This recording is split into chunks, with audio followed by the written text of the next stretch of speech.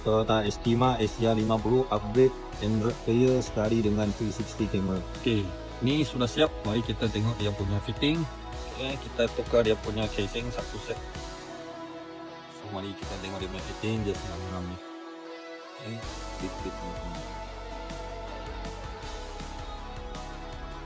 Okey, inilah apps-apps yang basic, so yang sedia ada dalam player ni. So macam Waze, YouTube, Netflix, Google Map, semua sudah ada.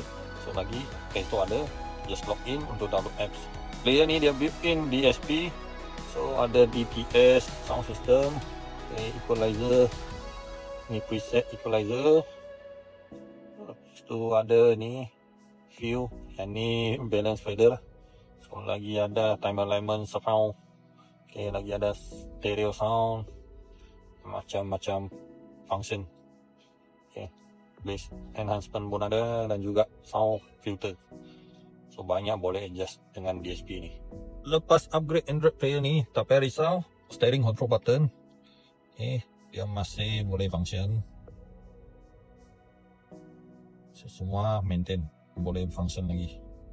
Lepas upgrade 360 camera ni, masa kita reverse parking, okay, terus automatic tunjuk view belakang. So lagi masa kita bagi signal pun dia keluar juga. Okay, bagi signal kiri, bagi signal kanan. Owner pakai kereta Estima SR50. Kalau ada minat nak upgrade Android player sekali dengan 360 camera, boleh datang kita punya kedai Drex.